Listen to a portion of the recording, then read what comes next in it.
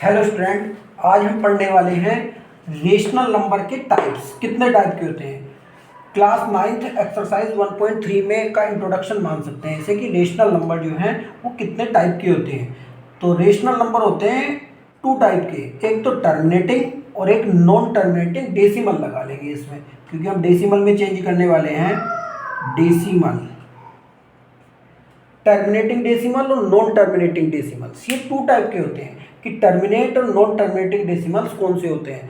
बहुत आसान मेथड है, डायरेक्ट मेथड भी बताने वाले हैं आज हम। इसका डायरेक्ट भी बता सकते हैं देख के, और बिन देख के भी आप ये बता सकते हैं कि ये टर्मिनेटिंग है नॉन टर्मिनेटिंग है। तो जैसे 2/5 ये चेक करेंगे आप कि ये टर्मिनेटिंग है नॉन टर्मिनेटिंग है। 3/8, 7/40, तो ये सारे नंबर टर्मिनेटिंग डेसिमल्स हैं। मैंने डायरेक्ट लिख दिए, आप भी लिख सकते हैं समझने के बाद कि टर्मिनेटिंग डेसिमल्स कौन से होते हैं। टर्मिनेटिंग डेसिमल्स वो होते हैं कि अगर आप डेनोमिनेटर से यानी 5 से 2 को डिवाइड करें तो वो पूरा पूरा डिवाइड हो जाना चाहिए, कुछ भी रिमाइंडर नहीं बचना चाहिए। तो उसे क्या बताते हैं, उसे बोलते हैं आप टर्मिनेटिंग डेसिमल। तो 5 से जब 2 को डिवाइड करेंगे नहीं 0 और पॉइंट लगा के 0 डिवाइड कर देंगे तो 5 4 हो गया आपका 20, पूरा पूरा डिवाइड हो गया, देख सकते हैं। तो एक टर्मिनेटिंग डेसिमल्स है, अगर डेनोमिनेटर से इसको डिवाइड करेंगे आप तो वो पूरा पूरा डिवाइड हो जाना चाहिए। 40 से डिवाइड करने वाले हैं हम 7 को, जैसे तो 40 से डिवाइड करेंगे तो डिवाइड होगा नहीं, तो 0 पॉइंट लगा के इधर 0 लगा देंगे और 41 का कितना आ जाएगा आपका 40। 0 3 पॉइंट लगा हुआ 0, 4 7 28, 280, फिर 220 पॉइंट लगा हुआ 0 और 4 5 20।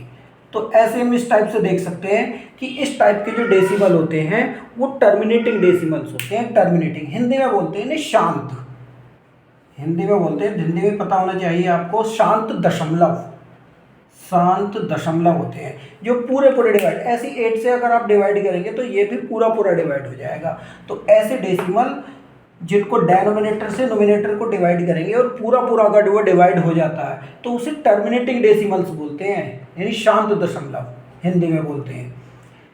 तो एक्सरसाइज 1.3 के सारे क्वेश्चन फर्स्ट इसी टाइप से हैं, आप डिवाइड करके अपने आप चेक कर सकते हैं कि ये पूरे पूरे डिवाइड हो जाएंगे तो टर्मिनेटिंग डेसिमल्स हैं, वरना तो दूसरा टाइप है नॉन टर्मिनेटिंग, उसके बारे में पढ़ेंगे पहले टर्मिनेटिंग। और बहुत सारे एग्जाम्पल हो सकते हैं इसके, अपने आप लिख सकते हैं। 8/10 भी हो सकता है, एग्जाम्पल बहुत सारे हो सकते हैं। अभी बताएंगे कि डायरेक्ट मेथड भी, पहले हम नॉन टर्मिनेटिंग के बारे में पढ़ लें कि नॉन टर्मिनेटिंग कौन से होते हैं। टर्मिनेटिंग वो होते हैं जो पूरे पूरे डिवाइड हो जाएंगे।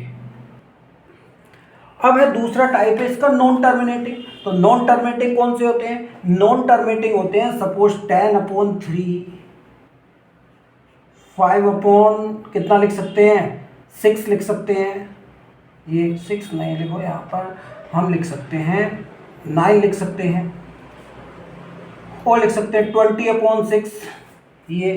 तो ये सारे नंबर ऐसे हैं, डिवाइड करके चेक कर लें हम कि जैसे 10/3, 3 से डिवाइड करेंगे तो 3 3 का कितना हो गया 9, 1 पॉइंट लगा लेंगे और 0, 3 3 9, 1 फिर आ गया। तो हम जब तक डिवाइड करते जाएंगे तो ये पूरा पूरा डिवाइड नहीं होगा, तो आंसर आ जाएगा 10 पॉइंट, जब 3 3 को डिवाइड करेंगे 3.3 और 3 के ऊपर लगा देंगे बार। बार का मतलब 3 जो है रिपीट हो रहा है, तो इन्हें आप नॉन टर्मिनेटिंग और रिपीटिंग डेसिमल्स बोल सकते हैं। अगर 3 से आप नीचे वाले से इसे पूरा पूरा डिवाइड करेंगे तो उसे बोलेंगे आप नॉन टर्मिनेटिंग और रिपीटिंग डेसिमल्स, जैसे इसमें हो रहा है।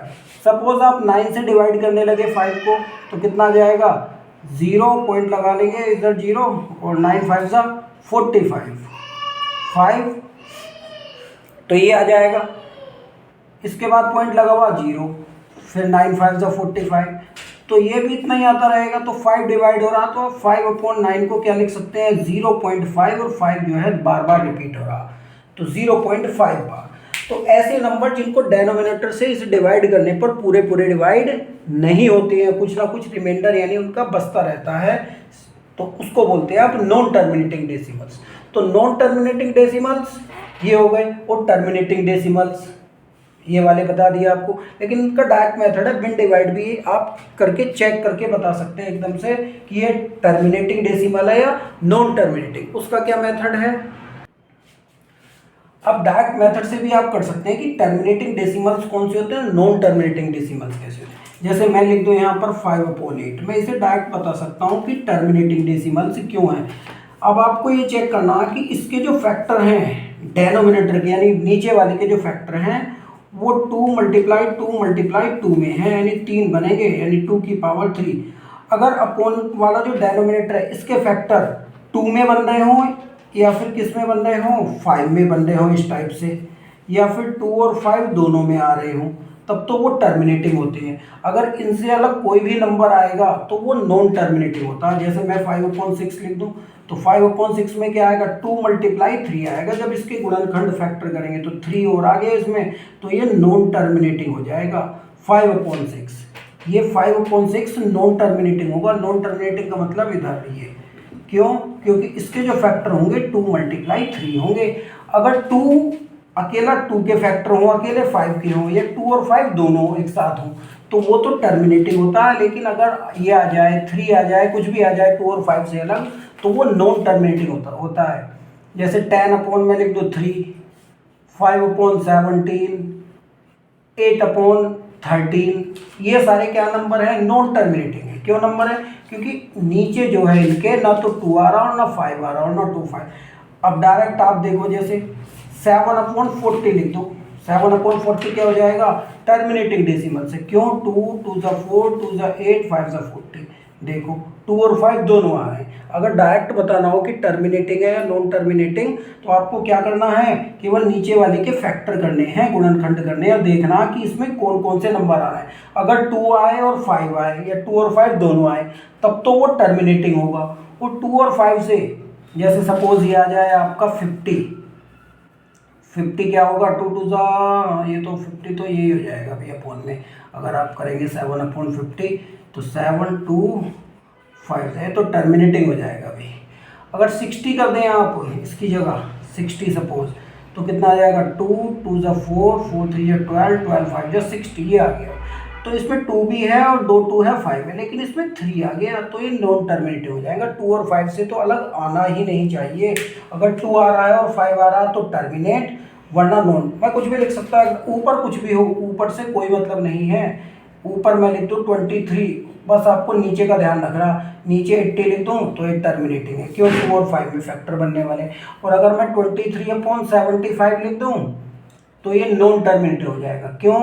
क्योंकि नॉन टर्मिनेटिंग इसलिए क्योंकि 3 × 5 होने वाला, और इसमें आ गया 3, यानी 2 और 5 से अलग कोई भी आ जाए तो वो नॉन टर्मिनेटिव होता है। तो ये बहुत आसान मेथड से हमने बता दिया है कि टर्मिनेटिंग और नॉन टर्मिनेटिंग कौन से होते हैं। Thank you.